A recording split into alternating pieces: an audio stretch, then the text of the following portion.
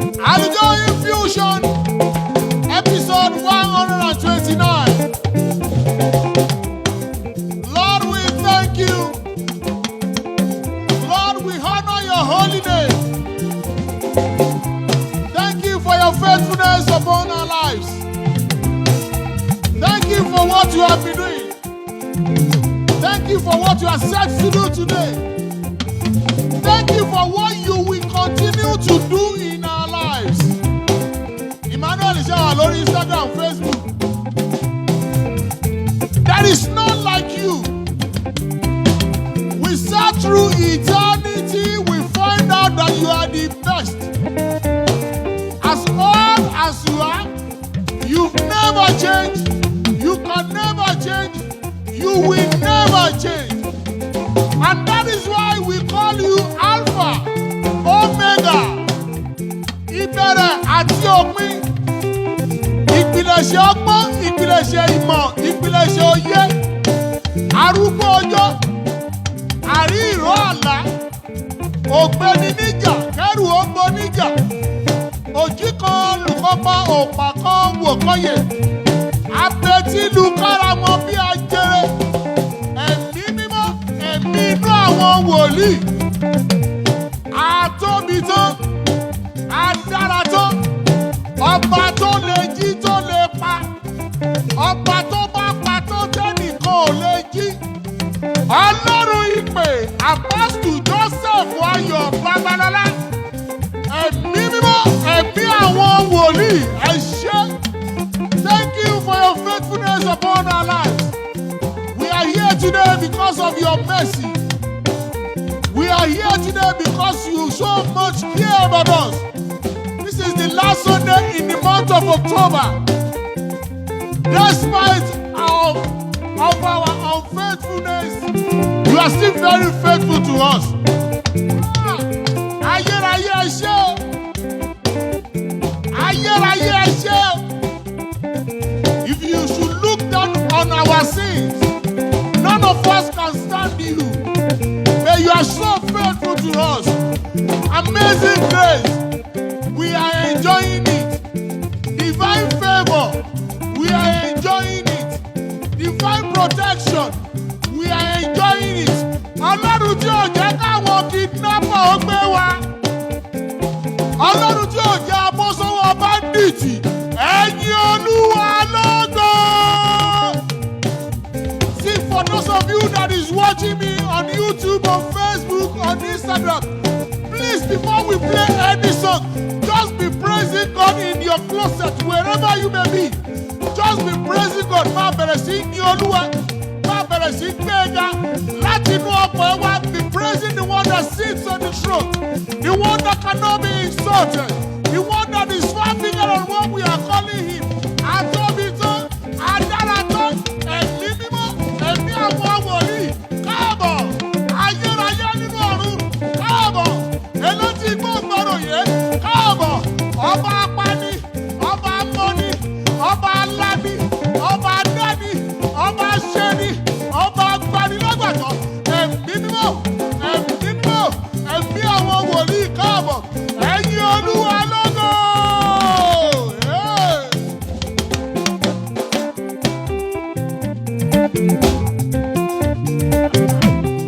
Ó ṣe ọpẹ́, ó ṣe, ó ṣe. Ẹ wálé, ẹ wálé, ẹ wálé. I don't know about you, I'm just so happy today because we've been enjoying God's faithfulness upon our lives. For those of you that is watching on Facebook, YouTube, Instagram, you are welcome to Segun Oluwayomi Music Ministry, AlujoHymn Fusion, episode 129. Ayérayé ló ṣe kì í ṣàwa, bó jẹ́ nìyàn ni wọ́n ti fi wá pa. Imagine you are paying for the way I am talking now, just the same way you are loading credit on your phone. None of us can afford this, but this God is just too faithful to us. Oh, ayérayé o ṣé o. Ọlọ́run tí owó tẹ̀ṣẹ̀, tí owó ti wà mí tó ṣàtọ́jú mi. Hey!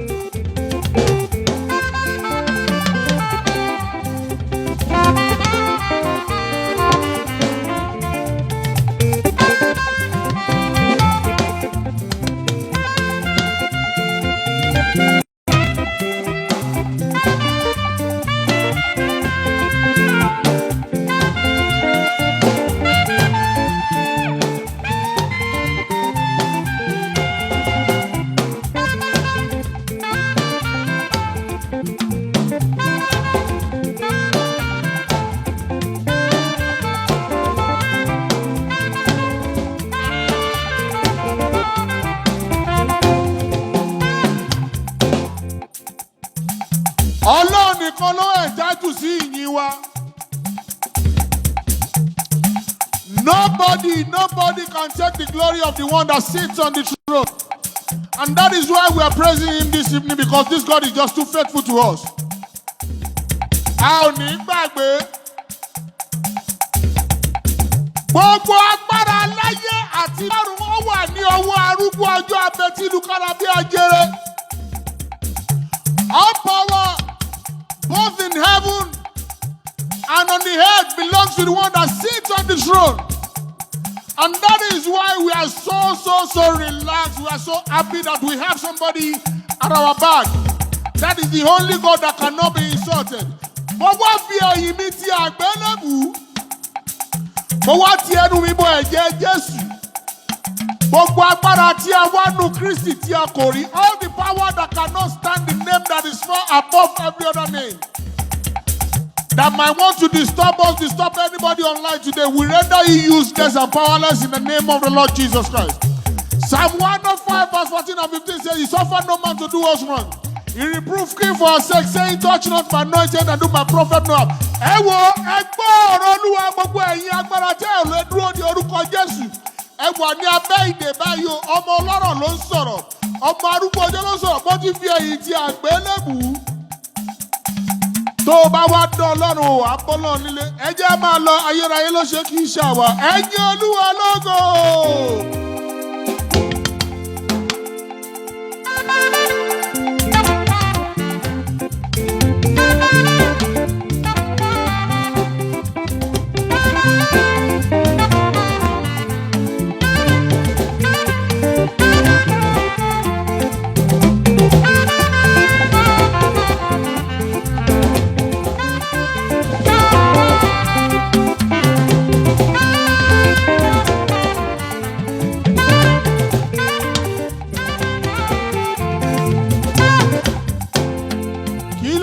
Lórí Facebook, Emmanuel.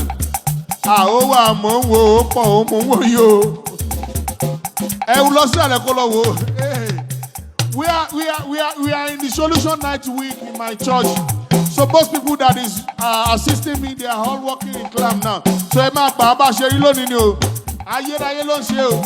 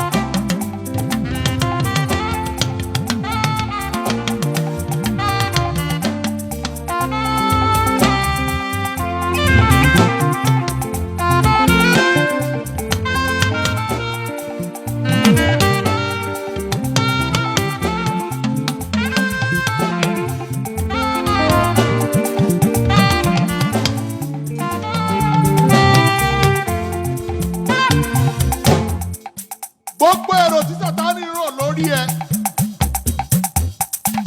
All the plans of the evil one concerning this nation, Ọlọ́run sọ domi. Nítorí pé àtàṣọ ní kókó kò gbọdọ̀ tómi ní kókó. Òkè aáyán kò gbọdọ̀ júlé ìyàgbẹ́ lọ. Tí aáyán bá jáde síta wọ́n máa pa.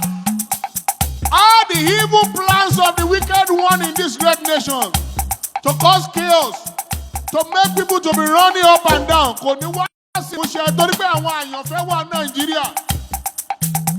Bí kò bá ṣe pé Ọlọ́run bá kọ́ ilé náà, àwọn tó kọ́ ṣe wàhálà lásán ni. God will never allow anything that will take away the lives of his children in Nigeria to happen. And that is why I just want you to be rest assured that God is in control. No matter what is going on in this country, the Lord is still in control of everything. Kí ló ṣe lórí Facebook? Ẹnjìnà Ògúndà rẹ tó sì. Mo ti kọ́. Ayérayé ṣé o. O ṣé àyàn yìí. Bẹ́ẹ̀ni, ará ò gbọ́dọ̀ ní wá, bẹ́ẹ̀ni.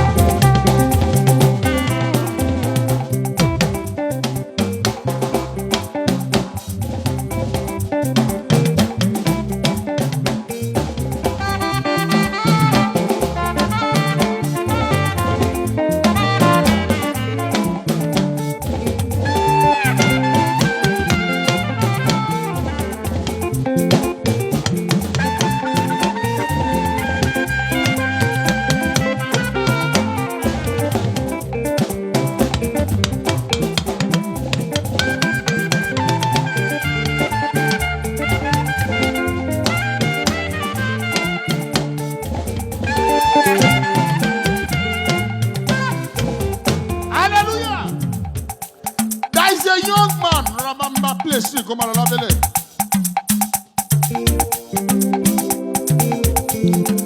there is a young man, you are actually on Facebook. Man, you are on Facebook. You are just waiting for AlujoHymn Vision to finish. You will go to club tonight. Man, you over club, lale. But the one that sits on the throne, thank you, Jesus.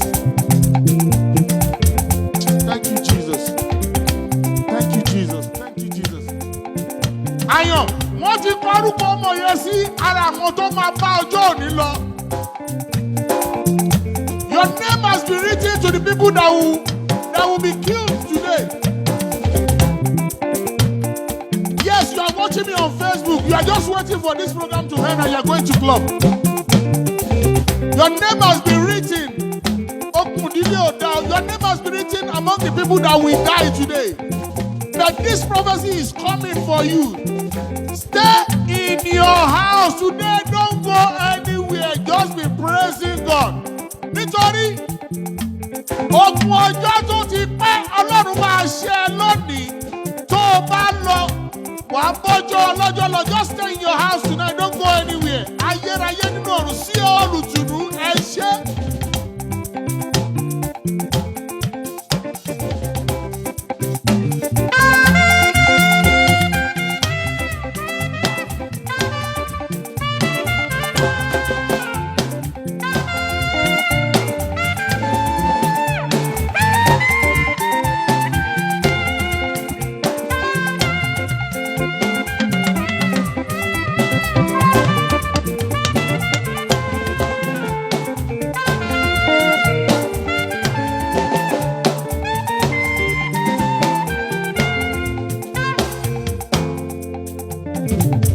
There is a woman that is watching me. I don't know the platform you are watching me from. You are pregnant and you are saying that you don't need this pregnancy now. That you don't need it. You want to go and abort it. You want to go and abort the pregnancy. For the rest of your life, you will be suffering. Just leave that baby to come. Because that baby has a lot of things to do for the one that sits on the throne in this world. The baby in your stomach now is a prophet. Ọkùnrin ni wòlíì dẹ̀ ni, má lọ pa ọmọ yẹn o, don't go and abort that baby. Just leave and you will see what we start. Àwọn ìyanu kan máa bẹ̀rẹ̀ sí unfold. There are some miracles that will start unfolding itself in your life in the next 2 weeks. Just listen. Don't go and abort that baby. Yes, don't go and abort that baby. That baby is a worldwide prophet.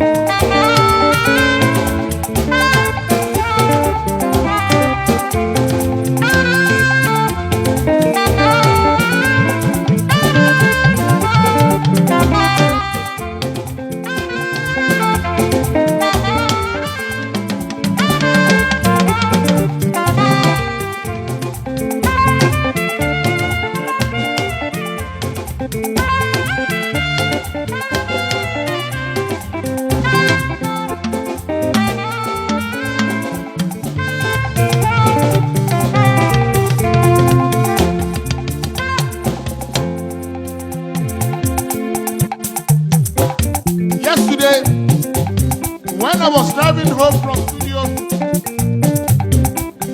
as I was driving home from studio, the Spirit of the Prophet said, there will be avalanche of healings today.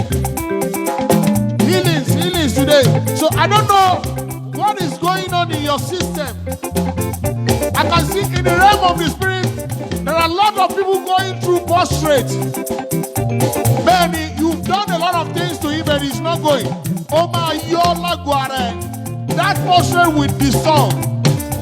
I can see a lot of people.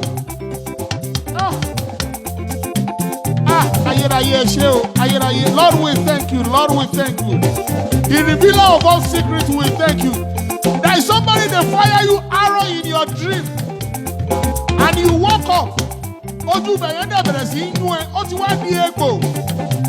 Bí ọwọ́ lé ibẹ̀ yẹn, kó kọrin ìtẹ̀lé mi, oníṣègùn láwà níyì.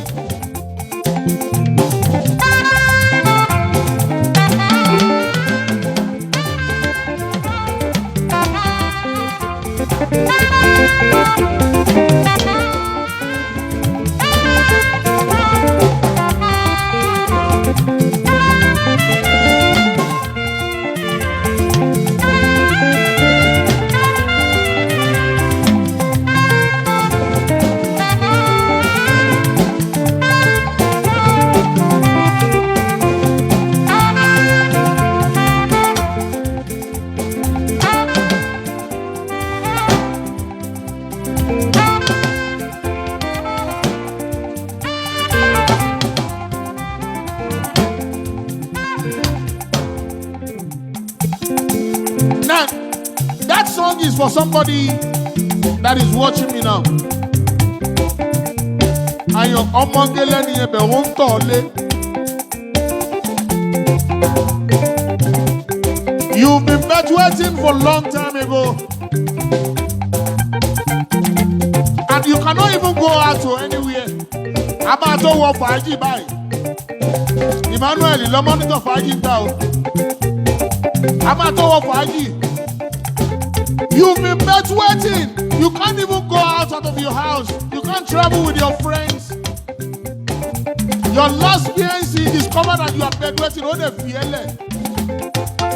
Iṣẹ́ àwọn ẹlẹ́yẹ ìdílé bàbá ni. And your song is Ẹṣẹ́ Àyè Ọpẹ́ Yọ because right from now, oh, Nito Lemon, you will not bedwetting from this moment. Except the Lord is sleeping. And the scripture says the Lord does not sleep, he does not slumber. The Lord will put an end to that bedwetting from now. Now, Lord God, Jesus.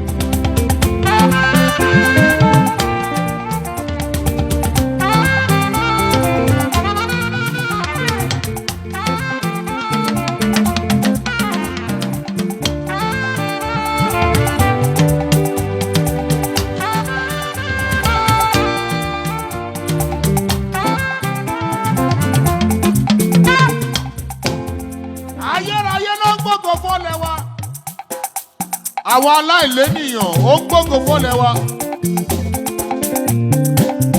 Ọba àwọn ọba ló ṣe a máa tọ́wọ́ fàájì báyìí.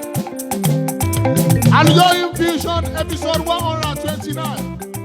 For those of you that is watching on Facebook, please share. Amen. God bless you too.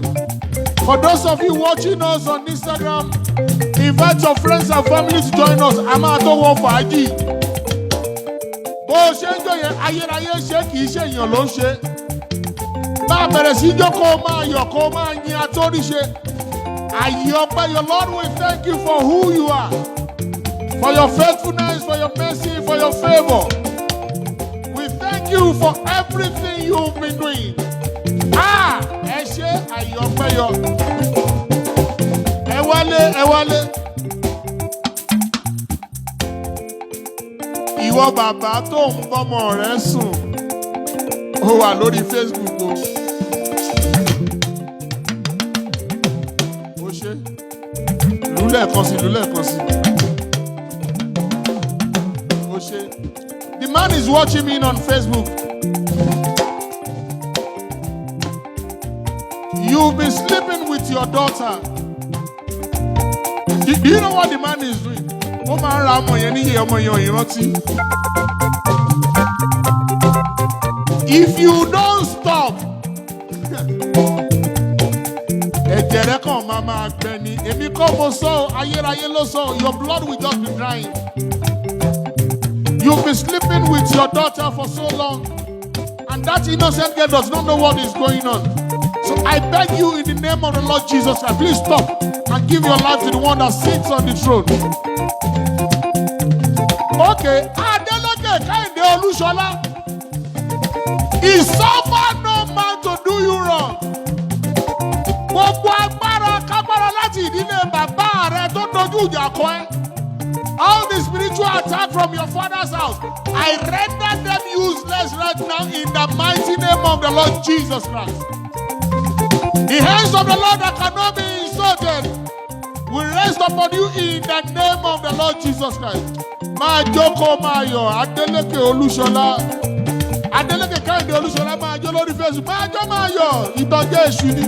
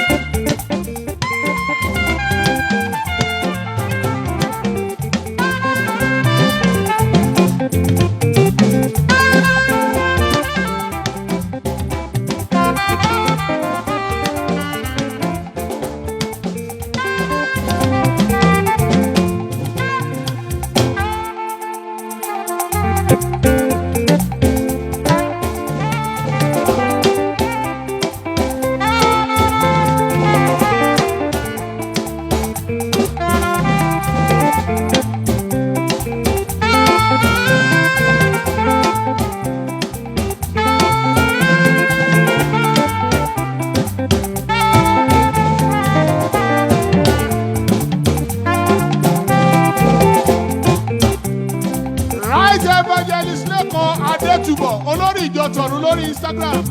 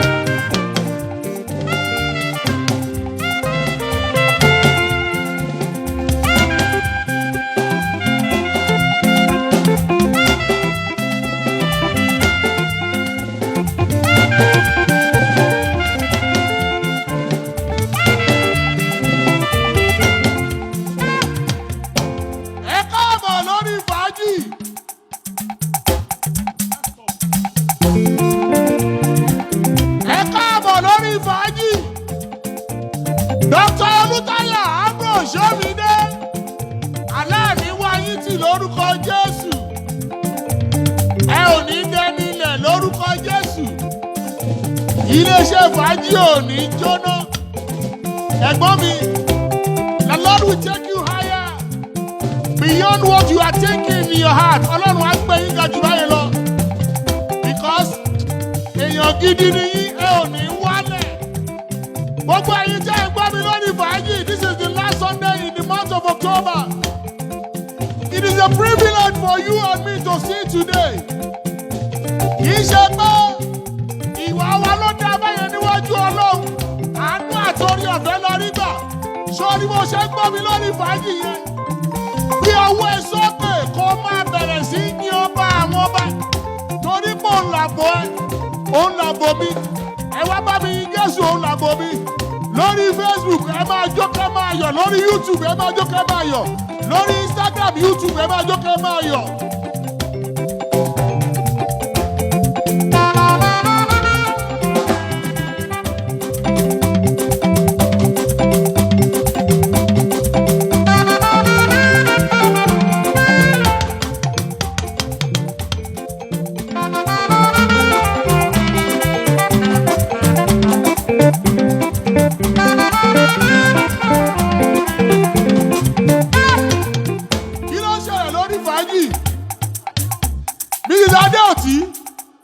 Kò sú wa láti máa kọrin ìgbàanì.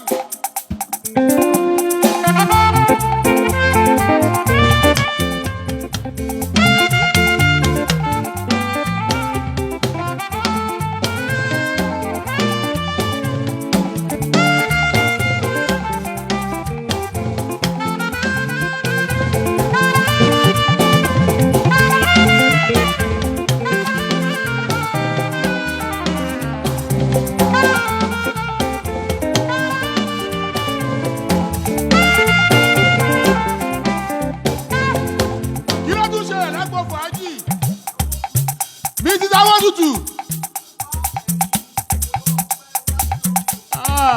Ẹ gbà mí o.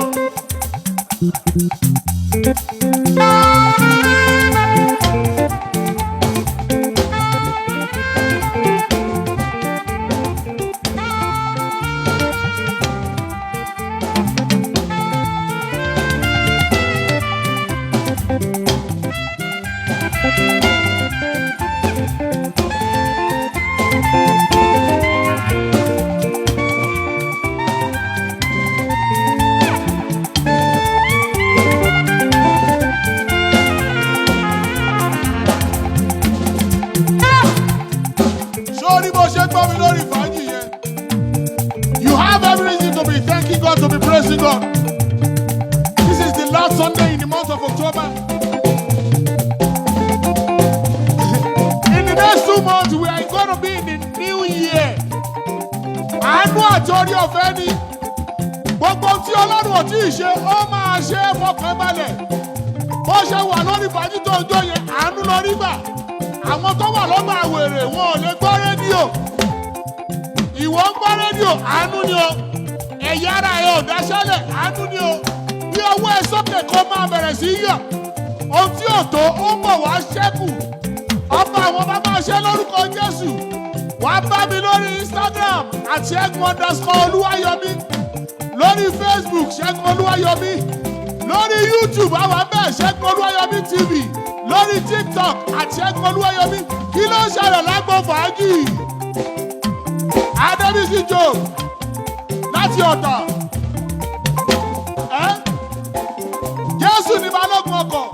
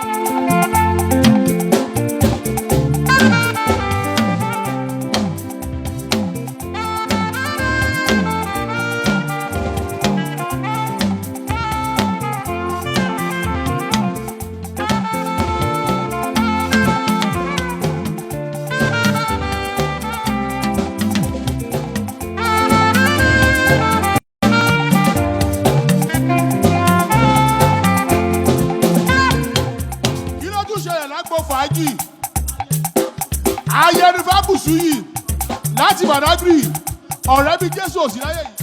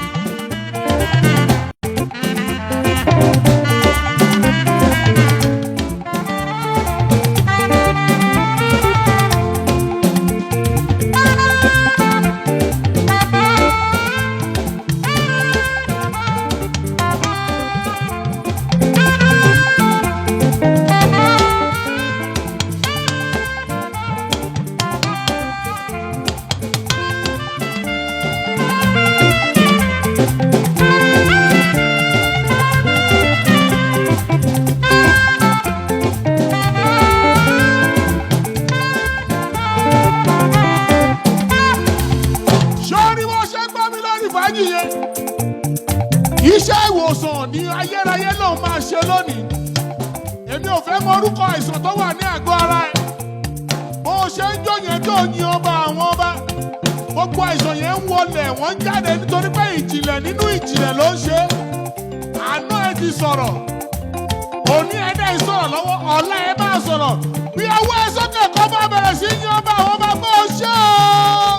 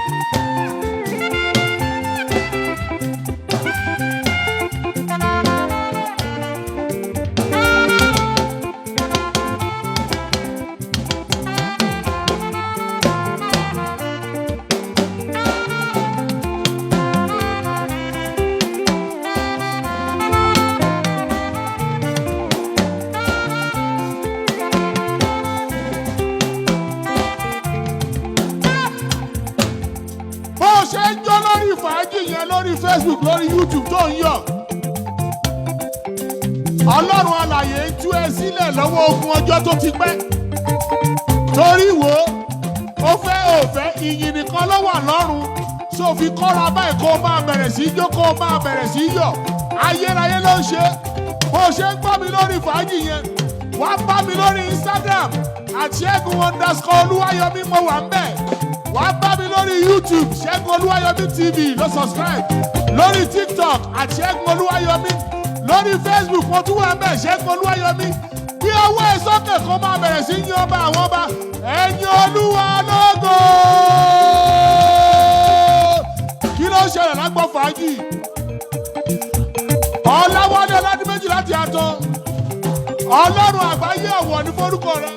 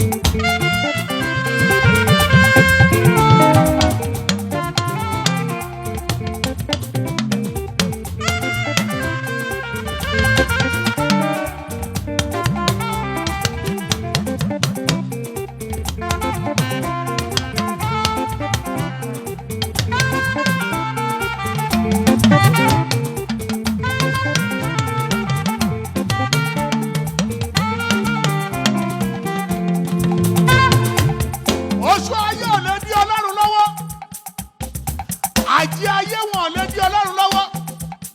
Agbára rẹ̀ ga jù tọ̀tá lọ. And that is why I want you to be rest assured that gbogbo tó ń là kọjá yẹn fún ìgbà díẹ̀ ni.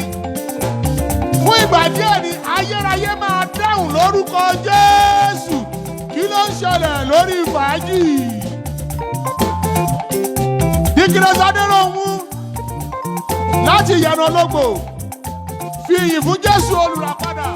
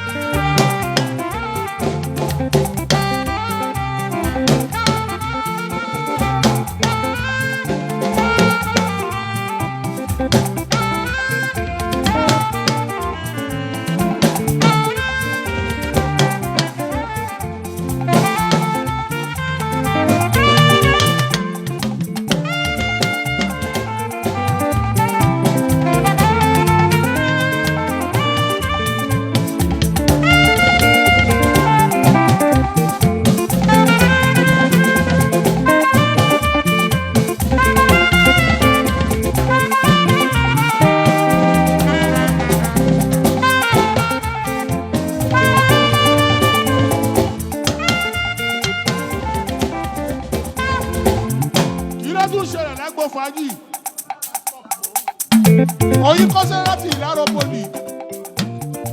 To God be the glory, great thing He has done in our life.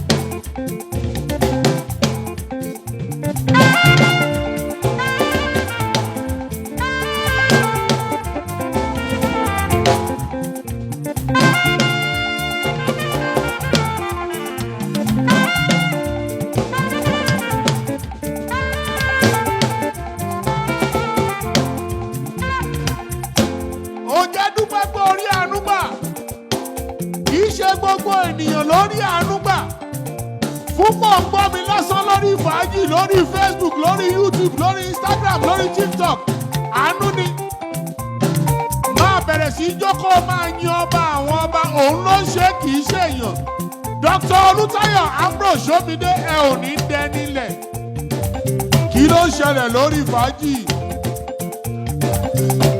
Dikines Akínládé Adéọlá wákàtí àdúrà dídùn.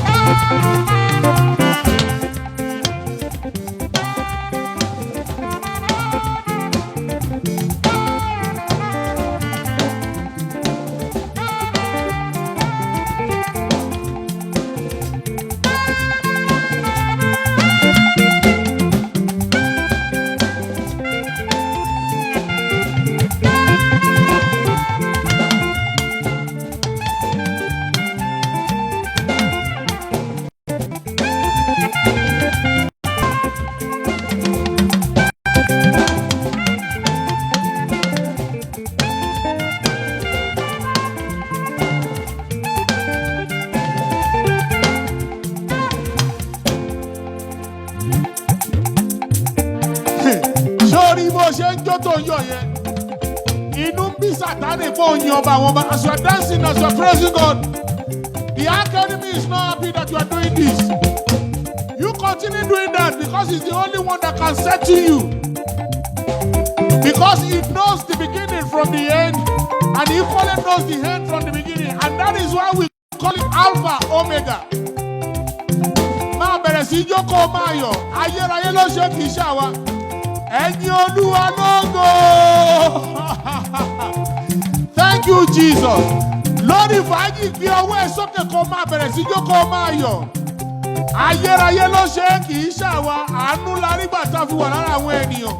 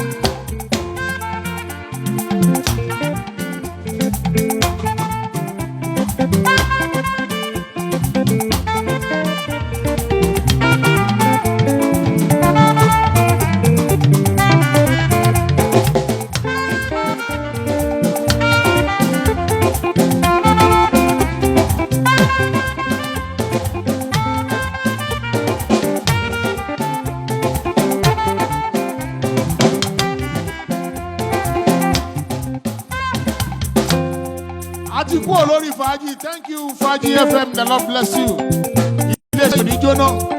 For those of you that just joined us today, this is Segun Oluwayomi Music Ministry. What do we do here? We praise God.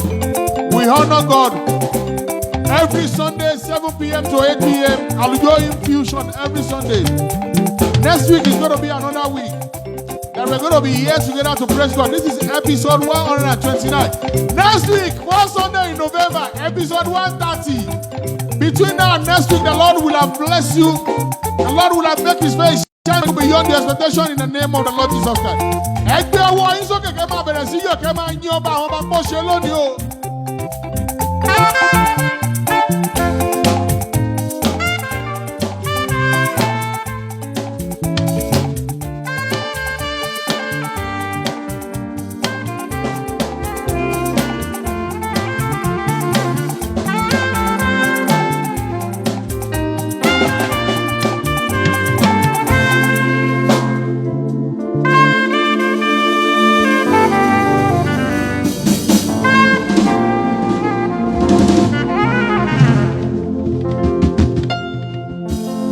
Dá ọpẹ́ padà sọ́dọ̀ ẹni tó lọ́pẹ́. A dá ọpẹ́ padà sọ́dọ̀ ẹni tó lọ́pẹ́.